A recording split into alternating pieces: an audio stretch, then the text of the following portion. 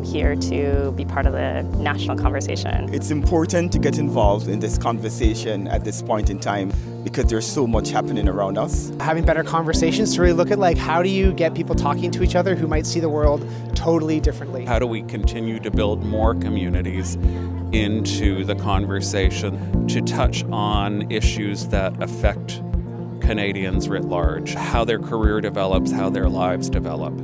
I think there is a shift. I know that it will continue to get towards that and be positive, including everybody in the discussion.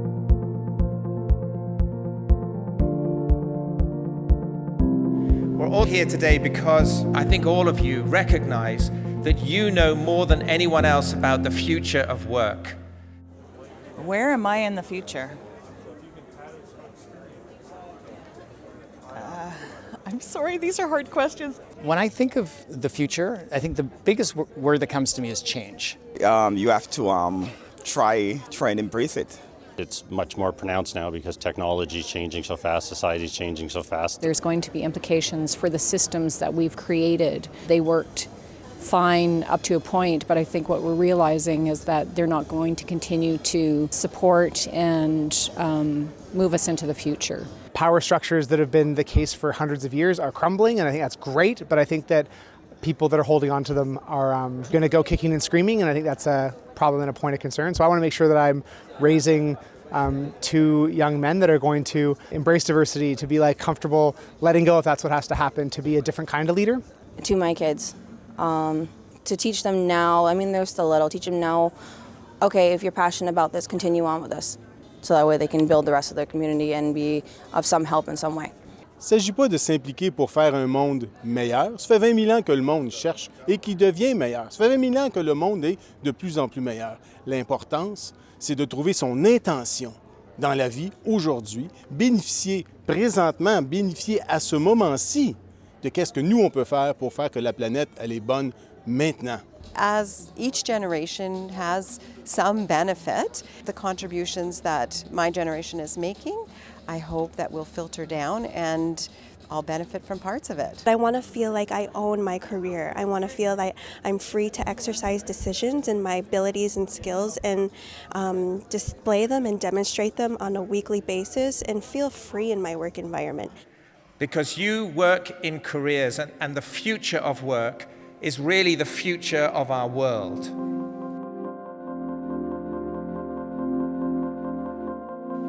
So we want to ask you to write down, imagining a world of your children's children. What is it that makes you anxious, uneasy, angry as you anticipate the world they will be growing up into?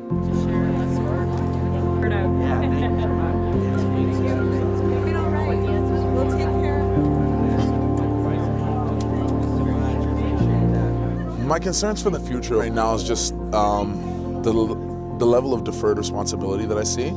Is the environmental impact, loneliness, and inequality.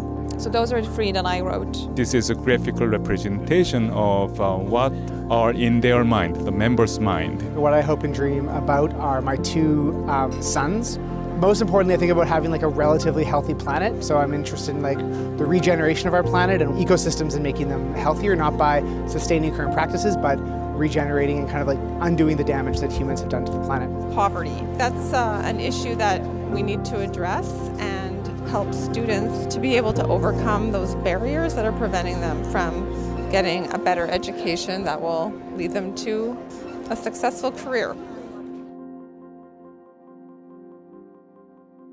At Challenge Factory, we understand the future of work is being shaped by 5 drivers. Those drivers really organize how you think about what's coming next, both for your own career, but also for governments as they look at policy, for companies as they look at what's the workforce going to look like in 2030. Our 5 drivers are demographics, career ownership, the freelance economy, the rise of platforms as business models, and AI and robotics. I can't help but say demographics and longevity. Partly because of my age. We are going to be experiencing kind of a revolution in how we actually engage with technology and what the implications are for work. AI and robotics, I think when people think about the future, that's what they think about. But to be honest, I think it could be something more like the career ownership. Changes in immigration, that will have one of the biggest impacts on the economy, the labor market, drive, all of those. There would be more inclusivity, I believe, as we are learning the benefit of having people with diverse experience, background, several skills come together and work together. It's not only that people are living longer, but they're living in better health. And also they're looking to get more out of life. I'm benefiting because of people before me.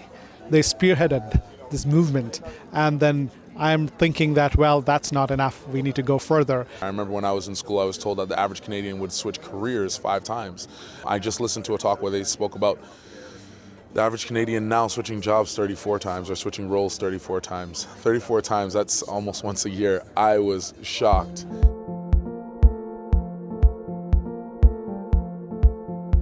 Then the other question to answer is, what do you yearn for and what do you long to see in this world for our children's children? This again is not what you expect to see, it's what you long for, what you dream of.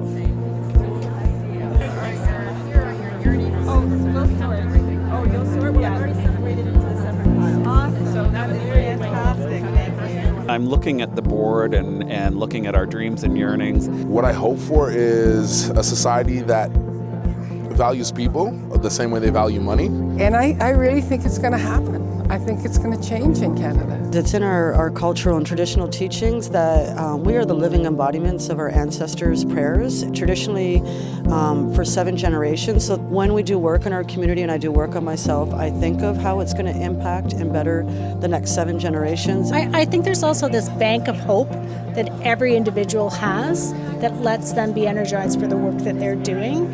And I think when you come to Connexus and you see change coming, or different models and different discovery, that fills your bank of hope that you can then spend giving your clients their hope for a more well-rounded employment experience in their life.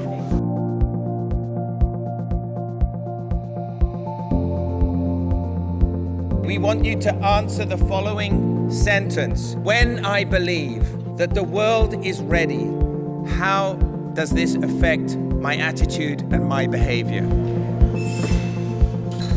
This is an extraordinary document. This kind of spiral reflects all of the answers that you gave. And in here is this core, this hot core of passion that's in this room. We have intentionality, focus, and drive. We are determined. And out of this passion, you form a community. We collaborate. We make strong relationships. We are not afraid when we dare to believe. We are brimming love. We are overflowing hope. We are a reason to believe. If you look at the overall piece, when everything is pulled together, there's room for all of it. There's room for those of us who respond with emotion, and there's room for those of us who respond with theories and ideas and more intellectual responses. This piece is the blending of all of those pieces, and there's room for all of it. It's like we're seeing ourselves in a way that resonates with each person, and yet we would have never had the ability to articulate it. It's just like the work we do with an individual and helping them see themselves in their place in the world. That's exactly what you're doing. Very touching. Thank you. We never imagined that over the last 3 days, we would have had the opportunity to see people come up, look at their words, and be moved to tears. We saw people reading small text to each other, and we saw them challenging each other to think about what else would happen if some of these things actually are true. There is a tradition that says that sometimes there is a calling that calls to you, there is a need that has to happen, and the response to that calling is to stand up and say the words, "I am here." And all of you, in contributing into this, have done just that. You have stood and you have said, "I am here." Take a look at the people across your table. Look at who you're sitting with. They are here. Now, if I can ask you, Stand up and look across this room, a room that many of you have come and described to us as a family.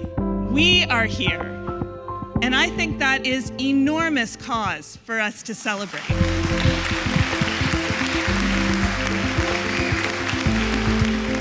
Almost any conversation that you eavesdrop into, newspaper headline that you read, or story that you hear in the media can fit within those 5 drivers. We would expect that humans should become more sophisticated and more adapted to their environments. Perhaps career development is the adaptive strategy for how humans can help to adapt to the pressing global challenges of our time. If the world of work is changing now, we're still going to be in that world 20, 30, 40 years from now. So I definitely think we'll be benefiting from the changes that are happening now. Career development has to focus at the lived experience of humans in terms of being able to realize their potential. And no matter how career development is measured in an objective way, it doesn't make sense unless people who are doing the work can say that they are experiencing purpose and meaning through what they do. I would like to invite everyone to really think about what is the future of work